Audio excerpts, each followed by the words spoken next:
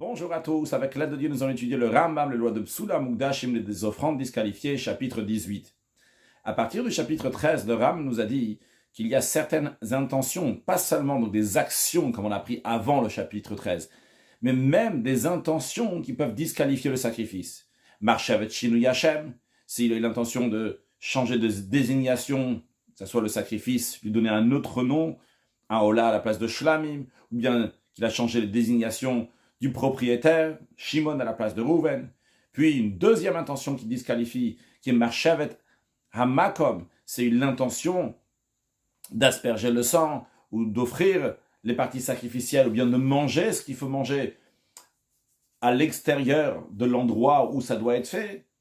Ou bien la troisième intention qui disqualifie Marshavet Azman, la pensée, l'intention du délai qui va dépasser le moment jusqu'à quand on peut consommer cette viande, ou bien qui va brûler cette viande plus tard que le délai, ou bien il va asperger le sang plus tard que le délai. Ça, c'est Marshavet Azman. On avait appris que lorsqu'il y a Marshavet Azman, qu'il y a une intention donc en ce qui concerne le temps, le délai de consommation, eh bien, ou bien de brûler, ou bien d'asperger, eh bien dans ces cas-là, c'est pas juste que le sacrifice il est disqualifié, mais le sacrifice il est pigoul. Pigoul qui veut dire donc qui est quelque chose qui est répugnant. Mais ce qui nous intéresse ici, on emploiera le mot pigoul dans la suite, mais ce qui nous intéresse, c'est qu'il y a une différence, une conséquence à l'arrière. C'est pas juste que le nom il est différent. À pasoul, c'est disqualifié, et que pigoul, ça veut dire répugnant. C'est pas ça qui nous intéresse. Ce qui nous intéresse, c'est les conséquences qu'il y a de cela. Lorsque le sacrifice, il est uniquement, entre guillemets, pasoul, disqualifié, celui qui en a mangé intentionnellement, il est passible de 39 coups de bastonnade. Seulement de 39 coups de bastonnade, entre guillemets. En revanche, celui qui a pigoul, quand il y a eu Marshavet Azman, l'intention du temps, eh bien, à ce moment-là, celui qui en mange intentionnellement de cette viande-là, il est coupable de karet, de retranchement, ce qui est encore plus grave.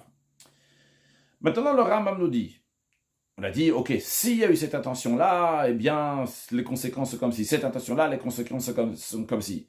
Mais le Rambam va nous dire que c'est interdit d'avoir ces intentions-là. Tout celui qui a une intention qui n'est pas que non conforme, une mauvaise intention, donc, dans les sacrifices, il transgresse un commandement négatif, car le verset il dit, Lo Yichashev. Donc le verset dans son intégralité, là-bas il dit Maki Voto, etc. Lo Yichashev, celui qui apporte ne peut pas avoir cette attention. Donc Lo Yichashev. Donc il ne peut pas avoir cette intention, c'est que la Torah elle l'interdit d'avoir une telle intention, donc il transgresse un commandement négatif. Et comme ça, les sages, ils ont appris donc. Ils ont reçu cette traduction-là depuis Moshe Rabbeinu. Que dans ce qui est inclus dans cette loi-là, qu'on est en train de dire ce verset-là, eh bien, qui ne doit pas disqualifier, ne doit pas faire perdre, ne doit pas gâcher le sacrifice par cette mauvaise intention. Parce qu'on traduit le mot lo yichashev, en hébreu lo yichashev, on peut dire lo yarshov, il ne pensera pas, il n'aura pas cette intention. Pourquoi? Quelle est la gravité de cela? Ça ressemble à quelqu'un qui prend un sacrifice et il lui met un défaut physique. En vrai, ici, ce n'est pas un défaut physique, mais le fait d'avoir cette intention-là, il lui a fait un défaut, il a disqualifié. Alors, a priori, il devrait recevoir mal le 39 coups de bastonnade. Quand même, le Rambam nous dit non, pourquoi? Afro-Piken, quand même, et une qui reçoit le 39 coups de bastonnade. Pourquoi chez la Marshava? Parce que c'est uniquement une intention qu'il a, mais ce n'est pas une action. Et la règle, elle est que quand est-ce que quelqu'un reçoit mal le 39 coups de bastonnade, c'est uniquement sur un commandement négatif, ça c'est un. Et deuxièmement, chez Yeshbo Mas, c'est qu'il y a une action. Ici, il n'y a pas d'action, il y a seulement une pensée interdite, une intention interdite, une conséquence de ça. Mais il n'a pas fait d'action, donc il ne reçoit pas les 39 coups de bastonnade. Halacha Gimel. Kol korban shenem aboshu pasoul. Tous les sacrifices qu'on dit qui sont disqualifiés, ben shenif ça va marcher avec, sont disqualifiés parce que l'intention était inadéquate. Ben masse, ou que ce soit l'action, parce que l'action n'a pas été faite comme il fallait. Ben shaira bodava shepsalo, ou bien que tout a été fait comme il faut, mais après il y a quelque chose qui a disqualifié, par exemple, il est devenu impur. Kola ochel memenu kazait. Tout celui qui en mange le volume d'une olive, qui correspond à 27 cm3, 27 grammes, 27 grammes, ben meizid, s'il a fait ça intentionnellement, loke, il reçoit le 39 coups de bastonnade, chez Namar, car il est écrit, lo tochal kol toeva, tu ne mangeras pas d'aucune abomination. À la hadal, et ton piachou alamdo, on a appris donc par tradition orale, quand on dit que la Torah elle dit tu ne mangeras pas d'abomination, de quoi elle parle? Elle parle justement des sacrifices qui sont disqualifiés, qu'on s'est interdit de le manger, donc c'est un commandement négatif. Et s'il le mange, donc il fait une action commandement négative, eh bien il reçoit le 39 coups de bastonnade. De même, des animaux consacrés en offrant auxquels un défaut physique a été infligé. À Ochelem Kazaït Loke, celui qui en mange le volume d'une olive, il est passible de 39 coups de bastonnade. À Ren Bichal Kol Toeva, parce que ça rentre aussi dans le contexte de toute abomination. Alors qu'est-ce qu'on peut faire avec ces sacrifices-là qui ont eu un défaut physique? Parce qu'il va voir après un autre défaut qui est venu de lui-même, non pas intentionnellement, pas que quelqu'un a mis ce défaut-là sur l'animal, mais à ce moment-là, on va les racheter. C'est-à-dire, par exemple, si l'animal il vaut 100 euros, eh bien, il va donner 100 euros, ces 100 euros-là vont aller pour le sacrifice, et en échange de 100 euros, il va acheter un autre sacrifice, mais le sacrifice initial, maintenant, qu'il n'a plus de sainteté, pourra être mangé une fois donc il a reçu ce défaut physique qui est venu naturellement. Comme on a expliqué dans les lois de Issur et Misber, qu'il faut le racheter, une fois que le racheté, on peut le manger. Toute disqualification qui relève d'un doute, enokimalav, eh bien, la personne ne reçoit pas mal que les 32 coups de bastonnade, vu qu'on ne peut pas donner une punition misafek par doute, c'est pas sûr et certain que c'est disqualifié. Halachavav, kol korban shenit pagel b'marchevet hazman. Non, le Ram nous dit, en ce qui concerne donc tous les sacrifices qui sont devenus pigoul, parce qu'il y a eu une mauvaise intention en ce qui concerne le temps, c'est-à-dire, encore une fois, je rappelle que celui qui a officié, il a eu l'intention de faire la suite du processus de ce sacrifice-là au-delà des délais, que ce soit asperger le sang, que ce soit offrir le partie sacrificielle sur le feu de l'autel, ou bien que ce soit de les manger au-delà du délai. Eh bien, on a dit que cette intention-là rend le korban de sacrifice pigoul, que Moshe Be'arnu, comme on a expliqué. Eh bien, tout celui qui en mange le volume d'une olive intentionnellement, lui, c'est pas seulement qu'il est coupable des 39 coups de bastonnade, il est coupable, il est passible de chayav karet, de retranchement. Chez Neymar, car la Torah dit, il va nefesh aochelet mimenu. Celui qui va en manger donc sacrifice-là qui est devenu pigoul, avonatissa, elle portera sa faute. C'est quoi ça portera sa faute?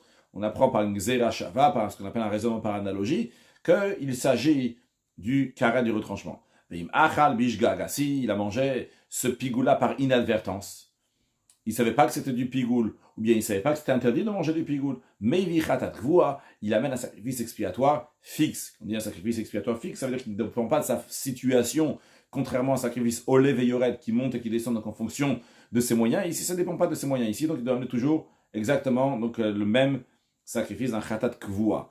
Halacha zayin, en chayavin karet al alachilat dvarim shehutru ben la'anam ben mizbeach. La peine de retranchement, elle est appliquée uniquement s'il a mangé des choses qui sont permis à qui? Que ce soit qui sont permis à l'être humain d'en manger, ou bien que ce soit que l'autel peut en manger. Quand on dit que l'autel peut en manger, c'est-à-dire qu'on va le mettre sur le feu, sur l'autel. Alors, ce que le Ram veut souligner ici, c'est qu'il faut qu'il y ait quelque chose qui est matière, qui va permettre cette chose-là d'être mangée. On a déjà parlé dans les chapitres précédents. On va le revoir ici dans quelques instants dans la suite de la Chazaïn. Le Ram va nous donner des exemples pour clarifier. Mais en tous les cas, donc, si quelque chose a été nitar par un matière, eh bien à ce moment-là, chez Houtrou, ils sont devenus permis à l'être humain d'en manger. Ils sont devenus permis à l'autel d'en manger. Eh bien dans ces cas-là, la personne qui en mange est coupable de retranchement. Mais s'il a mangé de la chose elle-même qui permet, le Ram va donner un exemple vraiment dans un instant, on attend. Inu chayav karet, il n'est pas coupable de retranchement. Elle a loqué, mais il reçoit les 39 coups de bastonnade, qui ochel psula mukdashim shelbem pigoul, comme ceux qui mangent des sacrifices, des offrandes disqualifiées, qu'il n'y a pas de pigoul, qu'on a pris avant à la chava, jusqu'à la chae. Donc on a vu que certaines, jusqu'à la chae, c'est dans la chae, yimel dalet. Hey, on a vu donc quand est-ce qu'on reçoit le mal quand on mange des choses qui sont disqualifiées. Mais en tous les cas, c'est pas pigoul. Mais non. Le Ram m'explique qu'est-ce qu'il vient dire. Qu'est-ce que ça veut dire que uniquement des choses qu'ils ont un matière, ils sont devenus moutards, ils sont devenus permis, eux, c'est pigoul, et pas le matière lui-même, pas la chose qui rend permise. Le Ram m'explique qu'est-ce que ça commence là. Mincha shenit pagla. Un sacrifice, une d'oblation qui est devenu pigoul. On rappelle, le sacrifice d'oblation, c'est la farine avec de l'huile, avec de l'oliban. Donc le Kohen prend une poignée, et une fois que le Kohen prend la poignée, et il fait la suite donc, du processus, et bien par cela, le reste de la mincha, le reste de l'oblation, ce qui reste, donc à part la poignée, pourra être mangé par les Kohanim. Maintenant, imaginons que celui qui a pris le Kohen, lorsqu'il a pris la poignée, il a eu une mauvaise intention en ce qui concerne le temps. Donc ce qui se passe maintenant, c'est que ces restes-là deviennent pégoul. Alors, ça ici, on a un matir, ce qui rend permis. Qu'est-ce qui rend permis de manger les restes de la mincha? C'est la poignée qui a été prélevée. Donc ça, c'est le matir. Et ce qui a été nitar, c'est les restes de la mincha. Alors, cette mincha-là qui est devenue pigoul, quand on dit cette oblation qui est devenue pigoul, c'est-à-dire ces restes d'oblation qui sont pigoul. À ochel kazait mishiarea, ceux qui mangent le volume d'une olive, donc des restes de cette mincha, de cette oblation, encore une fois, les restes, c'est ce qui reste après avoir pris la poignée, s'il a fait ça de mise intentionnellement, chayav karet, il est coupable de retranchement, en effet. Car comment ces restes-là sont devenus permis? Parce qu'il y avait un matir, il y a quelque chose qui l'a permis. Mais imaginons qu'il a mangé la poignée elle-même, la poignée qui a été prélevée par le Kohen, il a mangé au minalavona, ou bien qu'il a mangé de l'oliban qui vient aussi avec donc l'oblation. Dans ces cas-là, inu chayav karet, il n'est pas coupable de retranchement. Pourquoi? Car c'est eux, c'est la poignée qui est prélevée. Et l'oliban qui est pris de cette mincha, qui après va être mis dans un clichard, dans un ustensile sacré, et après qu'on va transporter, et après on va le faire brûler sur l'autel. Mais c'est eux, c'est la poignée et l'oliban, c'est ça qui rend permis de manger les restes de la mincha. Donc ça, c'est le matir. Donc si la personne a mangé du matir lui-même, il n'est pas coupable de retranchement. Vechel, le Ram nous donne encore un deuxième exemple. Zavar sheli pagel. Un sacrifice, une offrande, donc un animal, qui est devenu pigoul. Encore une fois, c'est ce qu'on a dit tout à l'heure. Celui qui a officié, il a eu une intention donc de le manger au-delà du délai, de l'offrir sur l'autel au-delà du délai, d'asperger le sang au-delà du délai. Donc, cette offrande-là est devenue pigoul. Alors, à ochel kazait mi besao, celui qui va manger le volume d'une olive de la chair de l'animal. Dans certains cas, la chair de l'animal est mangée au propriétaire. Dans certains cas, il n'y a que le Kohen qui peut le manger. En tous les cas, du moment de cette viande-là qui peut être mangée par des êtres humains. Mais cette viande maintenant est devenue pigoul parce que celui qui a officié une mauvaise intention, oh mais mourav, ou bien qu'il a mangé une partie une partie sacrificielle qui doit être brûlée sur l'autel, il en a mangé, oh mais psara ola, ou bien qu'il a mangé de la viande du sacrifice holocauste, la viande du sacrifice holocauste, et aussi quand les parties sacrificielles entièrement brûlées sur l'autel. Eh bien, chayav karet, eh bien, il est coupable de retranchement. Toutes ces choses-là, donc c'est quelque chose qui sont devenues moutard. C'est pas le matir qui rend permis. Ces choses-là, on les a rendues moutard. Le Ram va nous expliquer dans quelques instants comment on voit que c'est chacune de ces choses-là, ils sont devenus moutard, ils sont devenus permis. Mais d'abord, continuons. S'il a mangé, il a consommé le volume d'une olive, du sang d'un sacrifice qui est devenu pigoul. Et no chayav alav mishum pigoul, il n'est pas coupable pour avoir mangé quelque chose qui est pigoul. Pourquoi? Parce que le sang n'est pas quelque chose qui devient moutard. Le sang, c'est lui qui est matir, c'est lui qui permet le reste. Comme on a dit, Adam, matir et amourim li kameramizbeach. Parce que le sang, en aspergeant le sang sur l'autel, c'est ça qui fait, suite à cela, que les parties sacrificielles peuvent être offertes sur l'autel. Et si je reviens, c'est ce qu'on vient de dire avant, donc on voit ici que les émourim, dans la deuxième partie, si je vais appeler ça la deuxième partie de la chazaïn, ce qu'on veut dire, on vient de dire quelqu'un qui mange des parties sacrificielles, eh bien, il est coupable de pigoul si celui qui a officié a eu une mauvaise intention en ce qui concerne le délai. Eh bien, s'il a mangé les parties sacrificielles, il est coupable d'avoir mangé du pigoul, donc il est chayav karet. Pourquoi? Parce que les émourim en eux-mêmes, les parties sacrificielles, comment je peux les mettre sur l'autel pour les brûler? Quand est-ce que je peux le faire? Uniquement une fois qu'il y a eu un matir avant, quelque chose les a permis. C'est quoi qui les a permis avant? C'est le fait d'asperger le sang sur l'autel. T'as aspergé le sang sur l'autel? C'est bon. Maintenant, tu peux mettre des parties sacrificielles. Donc, les parties sacrificielles ont un matir, ont quelque chose qui les ont permis. Ce qui l'a permis, donc c'était le dam, c'était le sang. Donc, vaemourim, en ce qui concerne donc les parties sacrificielles, matirin tabasar la dame. Les émourim, ils ont deux parties. D'un côté, eux-mêmes, ils deviennent moutards, ils deviennent permis une fois qu'on a aspergé le sang, mais en même temps, les émourim permettent quelque chose d'autre. Donc ça, c'est le Ram vient de nous expliquer ce qu'on vient de dire en ce qui concerne la viande qu'un être humain, que ce soit les propriétaires ou les kohanim, vont manger. Comment est-ce possible qu'ils vont manger ça une fois que les parties sacrificielles sont brûlées sur l'autel? À ce moment-là, on peut manger la viande du sacrifice. Donc les viandes des sacrifices que quelqu'un va manger, eh bien eux, c'est des choses qui sont hutrou la achila, qui sont devenues permis à manger par quelque chose d'autre, par un bâtir. C'est la raison pour laquelle il y a donc cette interdiction de pigoul dans cette viande. V'damaola, matir besar la misbeach. Et le sang qui est aspergé dans de l'Holocauste, c'est ça qui permet que la chair le sacrifice holocauste va être brûlée sur l'autel. D'où ce qu'on vient de dire dans ce que j'appelle la deuxième partie de la Chazaïn, où celui qui mange du psaraola, où le Ramel a dit celui qui a un zevar shenit pagel, dans ce offrande qui est devenu pigoul, celui qui mange de sa viande, ça c'est un. Deuxièmement, celui qui mange de sa partie sacrificielle. Et troisièmement, on avait dit celui qui mange de sa viande de Ola, de l'Holocauste. Alors le Ramel dit aussi l'Holocauste, il a quelque chose qui est matir avant de venir, qui devient moutard. C'est la chose qui est matir. C'est le sang de l'Holocauste qui est aspergé sur l'autel. De même, dans ce même esprit, Dam Chatata of Matir Besar la Kohanim, le sang de l'oiseau expiatoire, une fois qu'il a été appliqué sur l'autel, eh bien la viande de cet oiseau expiatoire va être mangée par les Kohanim.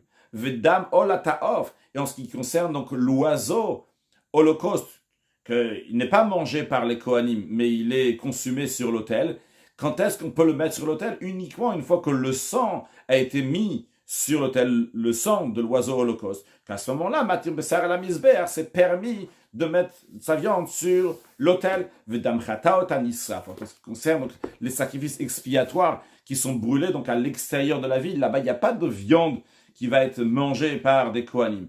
Eh bien, là-bas aussi, c'est Emourim, les parties sacrificielles, Matir Emourim la Misbeach, bien qu'ils ne vont pas être mangés, mais quand les parties sacrificielles qui vont être brûlées sur l'autel, eh bien, c'est uniquement une fois que le sang de ces sacrifices expiatoires, bien que ces sacrifices expiatoires qui sont brûlés, mais une fois qu'on va asperger le sang sur l'autel, eh bien, à ce moment-là,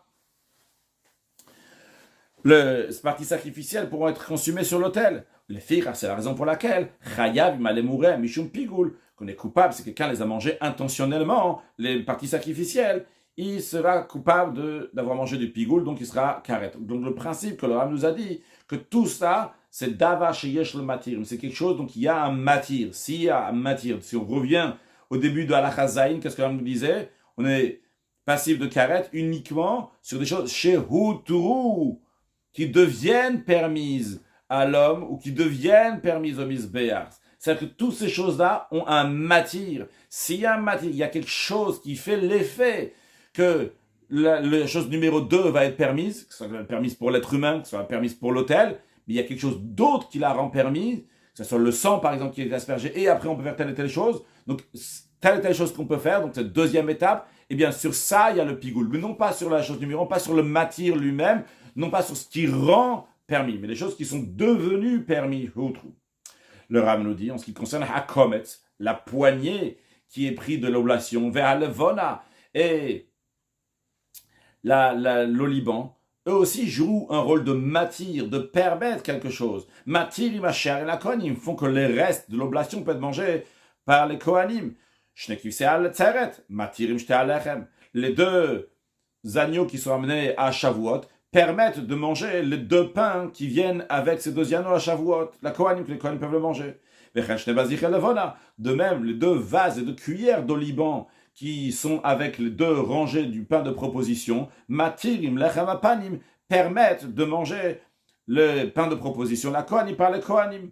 Donc c'est la raison pour laquelle que dans ces oblations-là, dans ces pains-là, il y a la notion de pigoul, vu qu'ils ont un matir, il y a quelque chose qui va les rendre permises.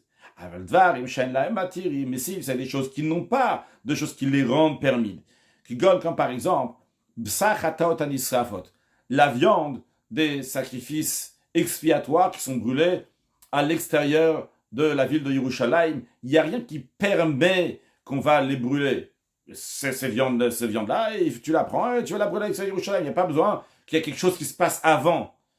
De même, les oblations qui sont entièrement brûlées. Par exemple, quand un Kohen il amène une oblation, entièrement, il n'y a pas une poignée qui est offerte sur l'autel. C'est toute l'oblation en entière qui va être brûlée sur l'autel. Donc il n'y a pas un matir qui fait que telle ou telle chose va arriver. Non, tu prends cette oblation-là et tu la brûles sur l'autel. Alors ces choses-là, inamit pas glim le olam, ne deviennent jamais pigoul. La notion de pigoul, c'est uniquement quelque chose qu'il a eu un matir qui l'a rendu moutard, qu'il y a eu quelque chose qui l'a rendu permise, que ça soit pour qu'un homme va la consommer, bien que ce soit parce que pour l'autel va la consommer, il y a eu un matir pour ça. Mais lorsqu'il n'y a pas eu de matir, mais depuis le début c'est destiné par exemple pour aller au misbéa, comme l'exemple qu'on vient de dire, l'oblation qu'un Kohen il amène, il n'y a pas quelque chose qui est matir quand on va l'amener au misbéa. L'oblation, tu la mets directement sur l'autel. Il n'y a pas de matir, eh bien, il n'y a pas de pigoule non plus. Halachachet. Voici les choses pour lesquelles on n'est jamais coupable de pigoule. Hakovetz, la poignée de la mincha, de l'oblation qui est prise par le Kohen. Encore une fois, si on va dans l'esprit de ce qu'on a dit, c'est le matir. Le Ram va nous le dire donc à la fin, après tous ces exemples-là, parce que c'est ça qui est matir le reste. C'est pas lui, il n'y a pas quelque chose qui le rend moutard. Donc, Hakovetz va levona, l'oliban qui est dans l'oblation, Ve'aktoret, les encens qu'on offre sur l'autel intérieur, Ve'adam, le sang des sacrifices, Ve'ayain et le vin, Ben yain abayim anesachim, que ce soit le vin qui accompagne les libations. Donc ça il y a ici donc il y a de la farine et de viande qui vient avec les sacrifices. Ben yain abayim te'atso, bien que ce soit que quelqu'un, il a juste dit j'offre du vin. Il a fait un don de vin, donc on va amener en libation. De même, toutes les oblations qui sont entièrement brûlées, comme par exemple celle du Kohen, que ces oblations-là n'ont pas une poignée qui fait que le reste qui reste de l'oblation va être mangé par les Kohanim, comme par exemple l'oblation des Kohanim qui est entièrement brûlée sur l'autel. Il n'y a pas juste une poignée, il n'y a pas de poignée là-bas qui est prise. Ou minchat nesachim, ou bien l'oblation qui vient avec les sacrifices qui est entièrement brûlé, ou psachatot anisrafot, ou bien la chair des sacrifices expiatoires qui sont entièrement brûlés à l'extérieur du Yerushalayim, qu'on a vu dans la lacha précédente. Velok shemen shel metzora. Et le log d'huile qu'amène la personne qui était lépreux à la fin de sa procédure, une fois qu'il a fini, donc il doit amener entre autres aussi un log d'huile. Un log, c'est 4 révis, donc qui correspond à 344 millilitres. Dans le Rambam s'arrête sur ça, il demande un instant, comment on dit qu'il n'y a pas de matière? Il n'y a rien qui permet ce log, cette mesure d'huile du Metzora. Un instant, Valodama Hacham Matiro. Ce Metzora, ce lépreux, une fois qu'il n'est plus lépreux, il amène, on a dit, ce log d'huile, mais à part ça, il doit amener un sacrifice de culpabilité. Le sacrifice de culpabilité, il y a du sang, et d'abord, on doit mettre ce sang-là sur le Metzora. Une fois qu'on a mis ce sang-là sur le Metzora, eh bien, à ce moment-là, seulement après, on pourra mettre l'huile sur le Metzora. C'est-à-dire, a priori, il y a un processus ici. A priori, il y a un matière qui rend moutard. C'est-à-dire, a priori, il y a le sang du sacrifice de culpabilité qui va être mis sur le doigt et sur le pouce du doigt et du pied du Metzora, du lépreux. Et après, il pourra mettre le log d'huile, il pourra prendre de l'huile. Le Kohen mettra sur son pouce, et sur son pouce, et sur le pouce de la main, et sur le pouce du pied. Mais avant ça, donc il y a quelque chose qui le rend matière. Uniquement après qu'il y a le sang du sacrifice de culpabilité, après seulement on peut lui mettre l'huile. Le Rambam dit non, c'est pas juste. Et notalubo. L'huile ne dépend pas. Et ne dépend pas du sang. C'est pas le sang qui permet de mettre de l'huile. La preuve, Share Adam bevia shamo hayom. Si un lépreux il peut amener son sacrifice de culpabilité aujourd'hui. Velugo et son log d'huile, sa quantité d'huile qu'il doit amener. Après plusieurs jours, comme on apprendra à sa place dans Yichot Mechuse Kapara. Donc, dans tous les cas, on voit de là que même si le lépreux, il a amené, après ne plus être lépreux, il a amené donc cette huile-là avec le hacham ou sans le hacham, en tous les cas, c'est pas le sang du hacham, c'est pas le sang de sacrifice culpabilité qui va permettre cette huile-là. C'est la raison pour laquelle, donc, que ce log d'huile non plus n'a pas de matière, n'a pas quelque chose qui le rend permis, donc il n'y a pas aussi la notion de pigoule. Halachatet, asur le hotir mipsar akochim lachas venachilata. Maintenant, le Rambam nous parle. On a parlé jusqu'à présent de pigoule, maintenant le Ram va nous parler du notar, donc qui est le reste. On n'a pas le droit de les rôtir, de laisser, de faire du notar, de laisser la chair des sacrifices après, au-delà du délai qui leur a été donné. Il dit à propos du sacrifice de remerciement, l'ototiru, mumenu ad boker, vous ne le laisserez pas jusqu'au matin.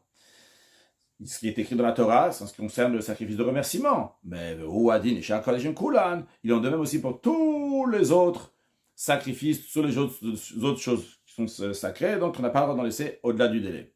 Vehamotir, celui qui en laisse, il a laissé au-delà du délai, eh bien, Indoloke, il ne reçoit pas 39 coups de bastonnade, car le verset, il a rattaché cela à un commandement positif. La règle, elle est que quand il y a un commandement négatif qui est rattaché à un commandement positif, qui, entre guillemets, arrange la situation une fois que la catastrophe, entre guillemets, est arrivée, eh bien, il n'y a pas donc de malcoute, il n'y a pas le 39 coups de bastonnade. Ici aussi, Shenem à la Torah dit, en effet, suite après avoir dit, je vous en laisserai pas jusqu'au délai, mais s'il en reste, il va notamment, il y a un commandement positif. Si vous en laissez jusqu'au matin, eh bien, dans ce cas-là, vous allez brûler. La règle, elle est donc quand il y a un commandement négatif qui est rattaché à un commandement positif, on ne reçoit pas de malcoute, on ne reçoit pas de 39 coups de bastonnade. Juste à noter dans les commentaires, il rajoute que le Ram dit cette raison-là, en plus de la raison qui est évidente, qu'il n'a pas fait d'action. On a mentionné ça aussi tout à l'heure, que si quelqu'un, s'il a fait passivement, il y a une interdiction qui est arrivée, eh bien, il ne reçoit pas les 39 coups de bastonnade. Ici, il n'a pas fait du notar, il a laissé, il n'a pas mangé, c'est devenu de notar. En tous les cas, donc, il ne reçoit pas les 39 coups de bastonnade. Allah Chayoud.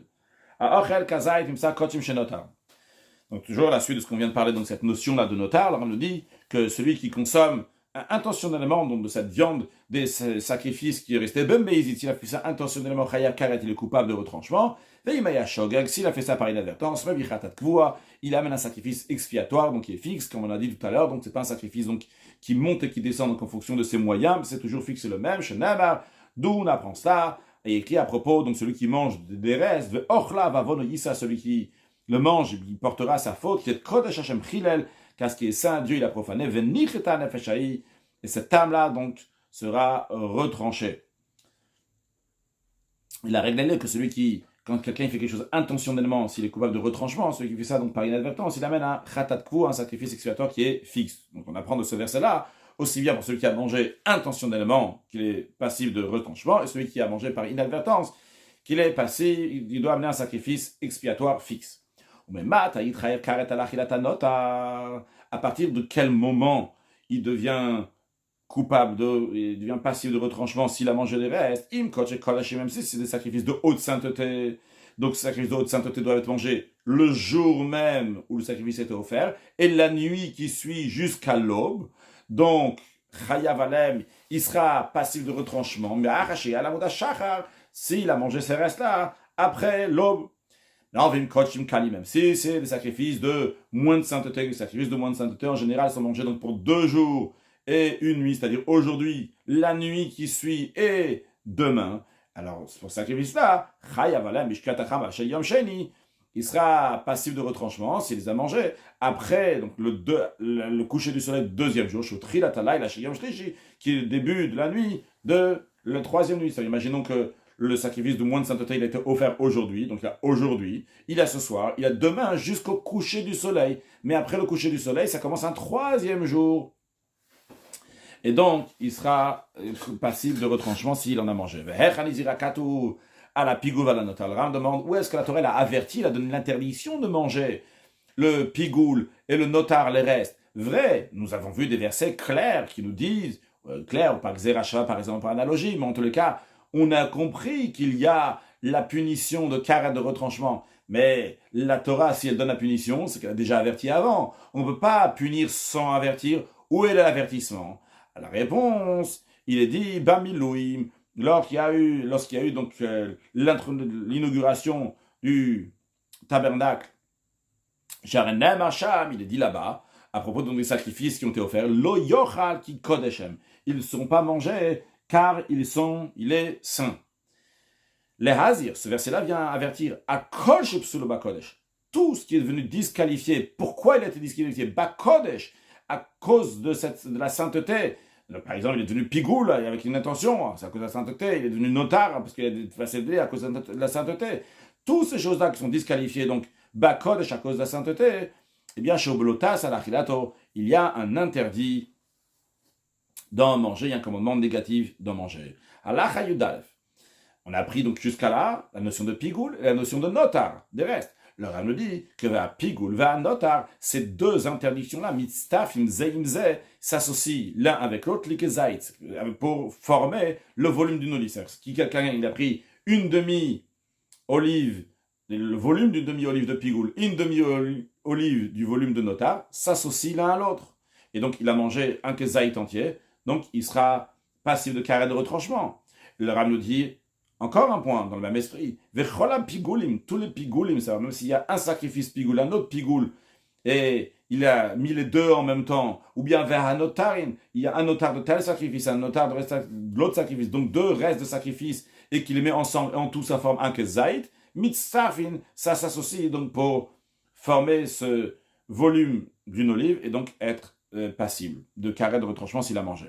Halacha yudbet. Assur le tam et akochim. Il est interdit de rendre impurs les sacrifices, ou les sabev laim tuma, ou même les rendre impurs indirectement. Pourquoi? Car il est disqualifié à cause de cette impureté qui s'est mise dessus. Donc le Ram maintenant va nous passer à parler de l'impureté. Le Ram nous a parlé de pigoul, après de notar, maintenant de l'impureté des kochim. Ils viennent aussi disqualifier, d'où tout ça c'est dans le contexte des lois qu'on apprend, psoulé à Mukdash, les offrandes disqualifiées. Donc on n'a pas le droit de les rendre impurs directement ou indirectement. Car il est disqualifié. Si quelqu'un a rendu impur les sacrifices, et il ne reçoit pas les 39 coups de bastonnade. Quand on dit sacrifice, on parle de la viande sacrificielle, la nourriture sacrificielle. Aval Adam Taor Shachar Kazait Mikochim. Non, si c'est un être humain qui a mangé un être humain, donc lui il est pur, et il a mangé le volume d'une olive, de la viande sacrificielle, chez Nitmo qui est devenu impur. L'autre qui reçoit 39 coups de bastonnade. Chez Neymar, car il est dit, et la viande qui aura touché donc toute chose impure, l'oye achel, il ne sera pas mangé. Donc l'oye achel, donc monsieur qui est pur n'a pas le droit de manger cette viande qui est impure. Il en est de même pour les autres sacrifices. Ce qu'on dit pour les autres sacrifices, même les autres sacrifices qui ne sont pas animaux, qui ne sont pas viande, parce que le verset il parle vers bassar de la viande, c'est un sacrifice animal, mais il en est même aussi pour les autres sacrifices qui ne sont pas animaux. Par exemple, chez Machakazait Milvonata Minra, s'il a mangé le volume d'une olive de l'oliban de l'oblation, chez Nitmat Achashin Kachabikli, et que cet oliban est devenu impur après qu'il a été sanctifié dans un ustensile sacré, loquet, eh bien il reçoit les 39 coups de bastonnade, parce qu'il a mangé donc un sacrifice, quelque chose, de la nourriture sacrificielle, qui est devenue impure. Cette interdiction que quelqu'un qui est pur n'a pas le droit de manger la nourriture sacrificielle qui est devenue impure, ça s'applique aussi bien lorsque c'est des sacrifices qui sont devenus impurs avant l'expiation. La achar bien que ça a été fait après l'expiation, qu'on dit avant ou après l'expiation, c'est avant que le sang ait été aspergé, après que le sang ait été aspergé, ben shinitmu bavatuma, que ce soit qu'ils sont devenus impurs, donc avec une source primaire d'impureté, ce qu'on appelle avatuma, donc qui est une impureté donc, qui est assez forte, grave, comme par exemple l'impureté donc, qui vient par un chéretz, un des 8 reptiles qui est mort, qui est en contact avec cette nourriture sacrificielle, ou bivladatuma, ou bien que ce soit que cette nourriture sacrificielle est devenue impure, parce qu'elle a touché donc, un dérivé, donc pas directement donc, la touma, mais une impureté donc dérivée, c'est-à-dire quelque chose qui a touché par avatuma, qui est devenu vladatuma, shel divrei Torah, que la Torah dit que c'est impur. S'ils sont devenus impurs par des impuretés que les sages disent que c'est de l'impureté. Et ils ne reçoivent pas les 39 coups de bastonnade pour les avoir mangés. Mais on lui donne des coups, mais des coups de bastonnade aussi, mais des coups d'ordre rabbinique. Pour recevoir les 39 coups de bastonnade, c'est uniquement si cette personne elle a mangé cette nourriture sacrificielle, cette viande sacrificielle, après, qui était impure, après que le sang de sacrifice a été aspergé. Mais s'il a mangé cette nourriture sacrificielle impure, alors que lui était dans un état d'impureté, mais on n'avait pas encore aspergé le sang de ce sacrifice-là, il ne reçoit pas les 39 coups de bastonnade pour quelqu'un qui a, à titre de quelqu'un qui a mangé quelque chose, une nourriture sacrificielle qui est impure, et d'ailleurs, je rajoute, mais il recevra donc les 39 coups de bastonnade pour d'autres raisons, pour avoir mangé donc la nourriture sacrificielle avant que cette nourriture avant qu'on a aspergé le sang. Mais en tout cas, il recevra à titre, comme ça l'a dit, Il ne reçoit pas Malchut, Mishum Ochel Kodesh Tameh. Mais en tout cas, il reçoit Malchut pour d'autres raisons. Aval Makinoto Makat Malchut. Mais il recevra donc des coups par ordre rabbinique. Allah Hayud Gimel. Kol Adam Shenitma Tuma Shechayav Imalea Karet Al Biat Hamidash. Toute personne qui est devenue impure, une impureté pour laquelle elle sera passible de retranchement pour être rentrée dans le temple dans une telle situation. Et cette personne alors qui est devenue impure, il a mangé le volume d'olive des sacrifices. Ben Kodesh Tao, Ben Kodesh Tameh. Ce sacrifice, que ce soit la nourriture sacrificielle pure ou bien impure, s'il a fait ça intentionnellement, il est passible de retranchement. Shenama, car la Torah dit, dans le chapitre 7 de Vaïkra, le verset 20. Dans le verset 20, il y a écrit l'âme qui va manger de la viande, de l'offrande de paix qui est Hachem, vetumato alav, et son impureté est sur lui, venicheta, il sera retranché. Veimachal bishgaga, ça s'il a mangé intentionnellement, venicheta, donc il carrette, retranchement. S'il a mangé par inadvertance, donc c'est sacrifice, alors qu'il était dans un état d'impureté. Il ne savait pas qu'il était impur, par exemple. Bien, Mevi Korban Olevi Yored, il amène un sacrifice expiatoire qui est en fonction donc de ses moyens. S'il a les moyens, il amène un sacrifice donc animal. S'il n'a pas les moyens, il achète donc quelque chose de plus simple, et c'est des oiseaux. La question est maintenant d'où on sait qu'il amène seulement, ça on parle, si tout matagouf, s'il a l'impureté du corps. Qui dit, peut-être ça parle, donc si la viande elle est impure, qui dit que c'est lui qui est impur. Il y a écrit dans le verset, va nefesh tochal, vetumato alav, c'est sur la nourriture. Alors Ram le dit, il a raison, elle est ce qu'il est dit dans le verset 21, le verset juste après, il y a écrit, nefesh kitiga bechol tame betumatadam bemetmeya o bechol sheket stame. Donc une âme, quand on dit une âme, donc c'est une personne qui a touché, donc quelle que soit l'impureté qu'il a touché, que ce soit une souillure humaine, que ce soit un animal impur, donc un cadavre d'un animal impur, ou bien toute abomination qui est impure, et suite à cela, et il a mangé de la viande du sacrifice de paix, Hachem, il sera mis en retranchement. Donc vu que le verset 21 nous dit clairement qu'il s'agit d'une âme, d'une personne qui est devenue impure. Donc le verset 20 qui est juste avant aussi, on parle d'une personne qui est impure. Il en donne même aussi pour tous les autres sacrifices de l'autel. Vrai que ce verset-là, il dit c'est pour tous les autres sacrifices aussi. Ok, on a vu ici en tous les cas qu'il y a l'avertissement pour la personne. Interdit de le faire. Si lui il est impur, il n'a pas le droit de manger de sa viande sacrificielle. S'il a mangé intentionnellement, il va avoir donc le quart et le retranchement. S'il n'a pas fait exprès, comme un olev yoret, s'il a le moyen donc un animal, s'il n'a pas un oiseau, et même s'il n'a pas le moyen pour ça, il va même donner juste de la farine, un mincha, une oblation. Ok, mais ça c'est la punition. Mais où est l'avertissement dans la Torah? Où est-ce que la Torah l'avertit, comme on a dit tout à l'heure? Si la Torah donne la punition, c'est qu'il y a un avertissement avant. Où est l'avertissement? Eh bien, Bédiolet, à propos de la femme qui a accouché, qui est en état d'impureté, à propos duquel il dit, Bechol Kodesh Lotiga, la Torah dit qu'elle ne touchera pas à tout ce qui est consacré. Et alors, il y a qu'il ne touchera pas à ce qui est consacré. Eh bien, la Hayud Dalet, et puis à Shmuel, pas tradition orale, nos sages ont appris chez Zohazar Aletam, ce verset-là qui dit qu'elle n'a pas le droit de toucher tout ce qui est saint. Eh bien, c'est un avertissement pour celui qui est impur, chez le Yochal Kodesh Kadoshid, qu'il n'a pas le droit de manger du Kodesh, quelque chose qui est sacré, avant de se tremper dans le bain rituel, donc son impureté va le quitter. Avant de continuer à la Hayud Dalet, quelqu'un qui était dans un état d'impureté, dans certains cas, donc il doit se tremper au mivé, le fait qu'il se trempe au mivé, donc il devient un tvul yom. Tvul yom, c'est-à-dire qu'il s'est trempé aujourd'hui. Tvul, c'est le langage de tvila, il s'est immergé dans le bain rituel aujourd'hui. Mais il n'est pas encore entièrement, son impureté n'est pas totalement partie, il doit attendre la fin de la journée. Et même cela, même quand ça arrive à la fin de la journée, il est encore mechoussa kippourim, il n'a pas encore amené son sacrifice expiatoire pour enlever dans certains cas, donc il doit avoir aussi je ne rentre pas dans le détail, sacrifice expiatoire, mechoussa kappa, il manque d'expiation, il doit amener un sacrifice, donc il va enlever totalement cette impureté. Mais il ne peut pas l'amener le soir, parce qu'on n'a même pas de sacrifice ce soir, il doit attendre jusqu'au lendemain matin. Donc cette personne-là, elle a plusieurs étapes. Elle a l'étape lorsqu'elle est totalement impure. Après, il s'est immergé dans le bain rituel, donc lorsqu'il faut, eh bien, il devient un dvoulium. Une partie de son impureté est partie, mais pas totalement. Il doit attendre jusqu'à la fin de la journée pour que ça parte totalement. Mais même après ça, il n'a pas totalement tout enlevé. Il a encore mechousa kapara. Il doit encore amener un sacrifice. Alors, le Rav nous dit, quelqu'un qui a mangé dans quelque chose de sacré, il était impur avant, mais il s'est déjà immergé dans le bain rituel, mais avant, il a mangé cette chose-là, avant que arrive Shimsho, avant que son soleil va se coucher littéralement, avant que le soleil se couche.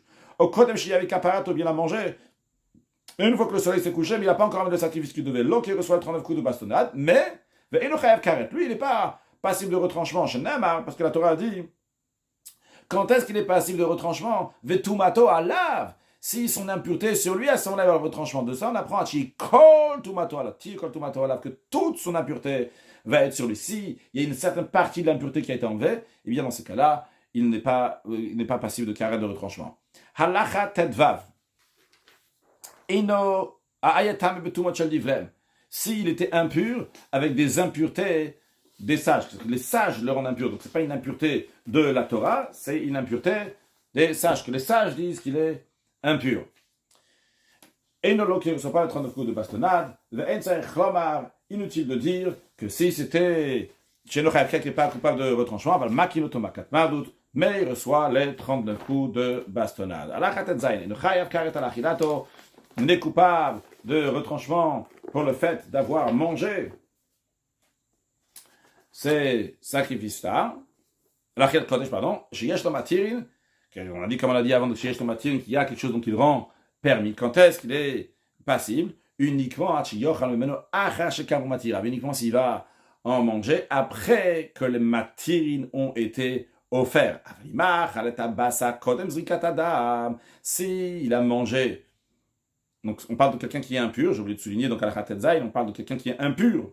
Tout ce qu'on est en train de parler ici. La personne qui est impure mange donc de cette viande-là avant que le sang de cette viande a été aspergé. On rappelle donc que le sang, c'est ça qui rend matière, qui rend permis de la viande. Eh bien, dans ces cas-là, il ne reçoit pas les 30 coups de bastonnade à titre de quelqu'un qui a mangé, à titre de quelqu'un qui est impur, qui a mangé quelque chose qui est sain, mais comme on a dit tout à l'heure, mais il recevra les 39 coups de bastonnade pour quelqu'un qui a mangé des choses sacrées qui n'a pas encore aspergé leur sang. Zéaklal, en ce qui nous concerne, le Rav nous dit, voici la règle. Kol sheish lo matirin, toute chose qu'il a des matirim, quelque chose qui le rend permis, comme par exemple la viande, que le fait d'asperger le sang, c'est ça qui va rendre permis la viande.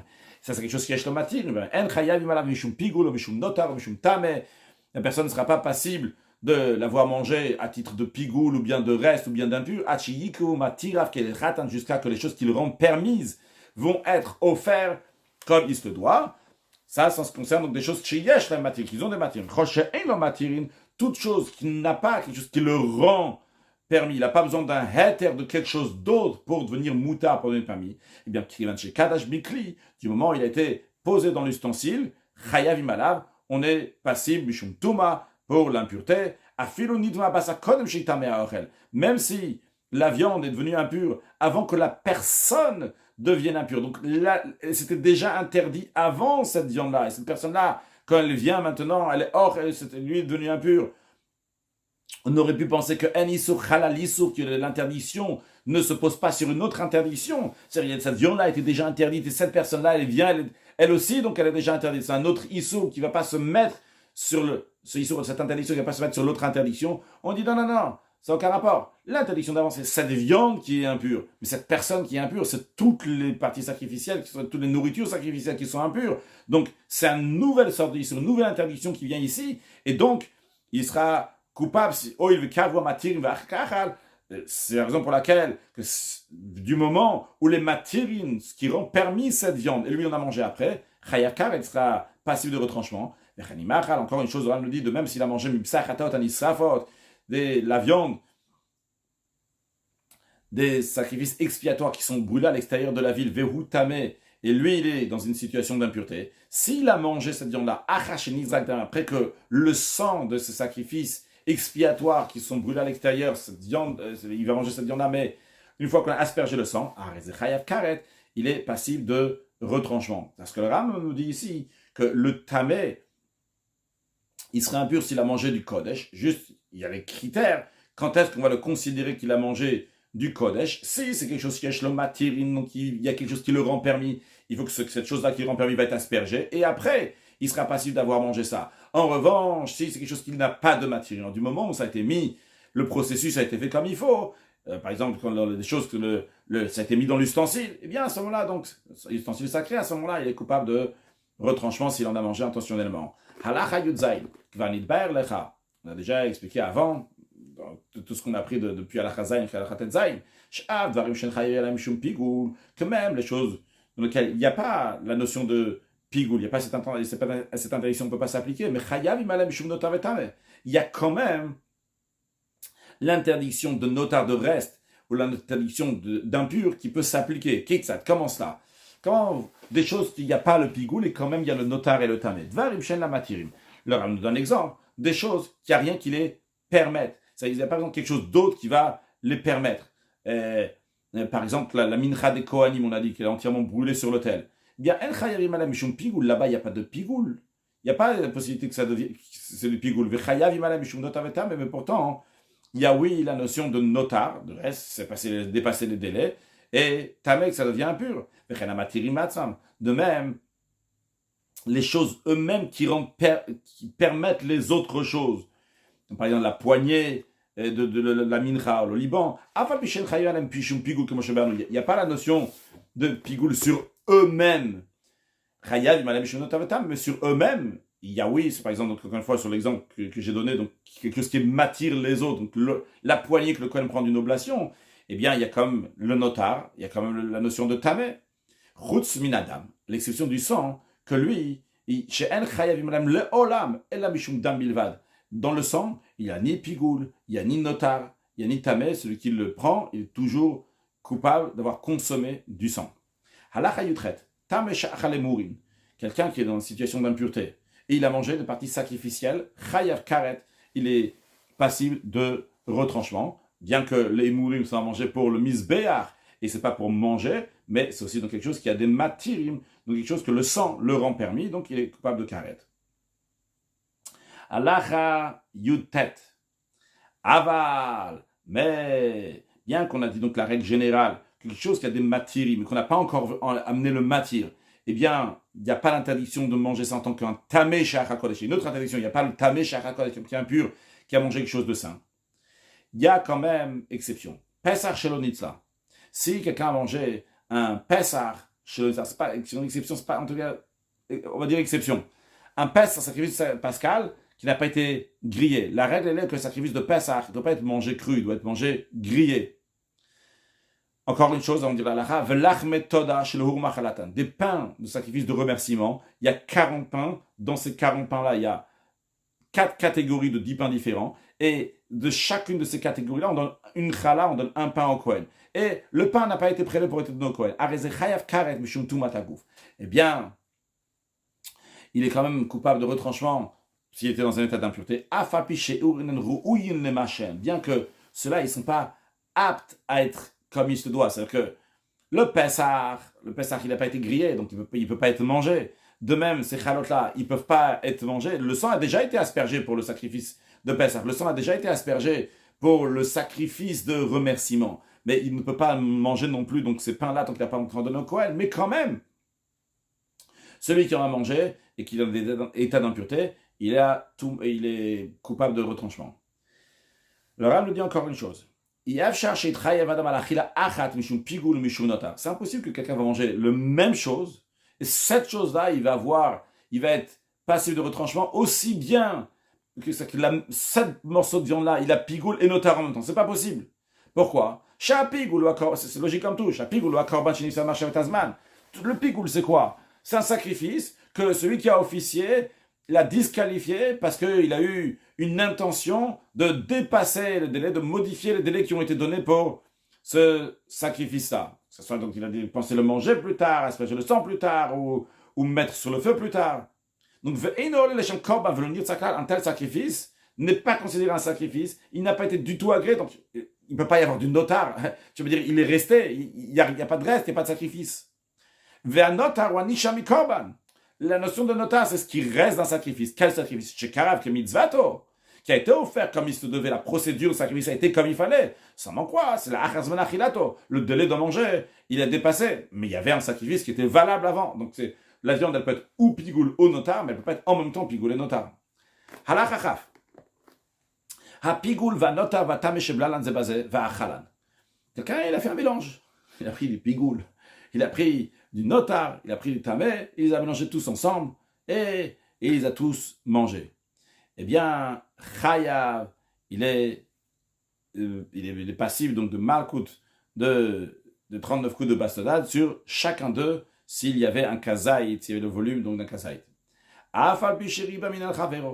Et même s'il y avait une majorité, par exemple, il y avait une majorité de pigoul, majorité de notar, majorité de tameh, eh bien, un ne va pas annuler l'autre. On va dire, si c'est la majorité de pigoul, il couvre de pigoul, ça n'annule pas l'autre. Car les isurim, les interdictions, ça n'annule pas l'un à l'autre. Il y a une notion qu'il y a un isur ve'et, quelque chose qui est interdit et permis, que les deux, ils vont devenir batel berov, vont s'annuler en majorité. Mais ça, c'est quand quelque chose de permis d'interdit, mais que du isur, il n'y a que de l'interdiction. Eh bien, un isur ne va pas annuler un autre isur, une autre interdiction. Halacha chafalef. Ou pigulo notar tameshel ou le rosh hamizbeach. Si du pigoul, du notar, du tameh ont été mis sur le sommet de l'autel, c'est-à-dire qu'ils ont été mis sur le feu. Du moment que le feu a saisi Berouban la majorité, pas qu'Aïsoura même, leur interdiction n'est plus là, et donc si quelqu'un les a mangés, donc il ne sera pas coupable. Aemourin, les parties sacrificielles, mitztarfim imabasar le kezait. Ils s'associent donc avec la viande pour former le volume d'une olive, ben be'ola, que ce soit de la viande qui est holocauste, ben shakochim, ou bien que ce soit dans d'autres parties dans d'autres sacrifices, dans lesquels les parties sacrificielles sont faites sur l'autel et la viande est mangée, c'est-à-dire dans le hola sacrifice holocauste, et les parties sacrificielles et la viande est mise sur l'autel. Dans les autres sacrifices, les parties sacrificielles sont brûlées sur l'autel, mais la viande est mangée par les propriétaires, par les kohanim. Quand même, ça s'associe. Pourquoi ça s'associe? Les chayevalav, mishum pigul notarotame, pour rendre coupable la personne s'il les a associés, si en tout il y a un volume d'une olive, donc que ce soit le pigul, le notar ou le tameh. Halacha chavet. Zavar shenit pagel. Un sacrifice qui est devenu pigoul. Ou bien qui reste, qui est dépassé le délai. Donc le notar. Et la personne a mangé. Mais de quoi il a mangé? Mina or. Il a mangé donc de la peau. Au mina marak, ou bien du jus du sacrifice. Au mina tablin, ou bien des épices. Au mina alal, ou bien de la viande qui est restée collée. Au mina moura, ou bien de la fine membrane qui est entre la peau et la viande. Au mina gidim, ou bien donc ça en dit des nerfs, mais ça c'est des artères, etc., des veines, etc.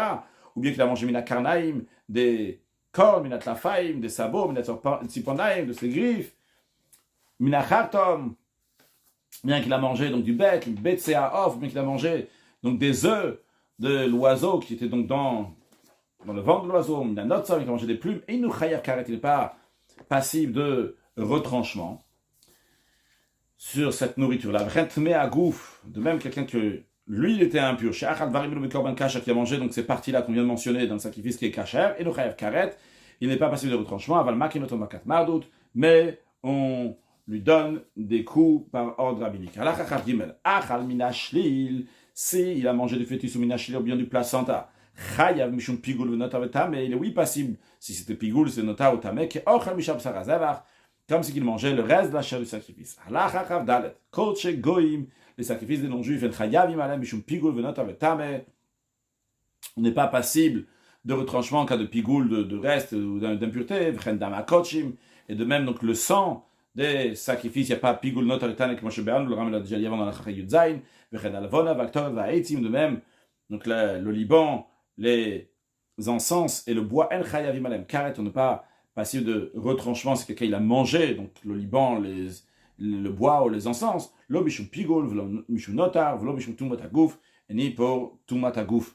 Un sujet de chassidout qui est très général, donc ce qui concerne les sacrifices, sûrement on l'a déjà mentionné dans le passé, mais il y a écrit que Adam qui on est en train de parler des sacrifices, mais il faut savoir que tout ce sacrifice-là, c'est en ce qui concerne l'animal physique, mais il y a l'animal spirituel qui est dans nous, le nefesh abamid, Et Adam qui a écrit Mikem Korban Hashem, ça doit être de nous, quand un juif donc il fait un effort, qui se donne à Kadosh Baruch Hu, il donne de son sacrifice, c'est bien, comme la Gemara elle dit, Malikat la Kula, Malikat la Palga, qu'est-ce que ça change s'il a tué à moitié, s'il a tué entièrement, c'est-à-dire s'il a fait quelque chose qui l'amène à être tué, ou bien quelque chose qui est tué entièrement, eh bien il a pris l'animal, il a tué, il a amené en sacrifice à Kadosh Baruch Hu. C'est sur le plan spirituel, le Rabbi nous dit que quand quelqu'un il fait un effort, même si c'est un petit effort, c'est pas un grand effort, par rapport à un autre, ce qu'il a fait, c'est rien du tout. Mais comme chez lui, c'est un effort. Même si un Katlapalga, il a tué seulement la moitié de son animal, il a commencé à quelque chose. Mais ça aussi, c'est quelque chose qui est très important. Et c'est par cela qu'on s'attache à Kadosh Baruch Hu, comme Sirut Nefesh, avec l'abnégation de soi, se donner totalement à Kadosh Baruch Hu, chacun à son niveau, faire un effort, sortir de soi-même, faire un Korban Hashem, Mikem de vous.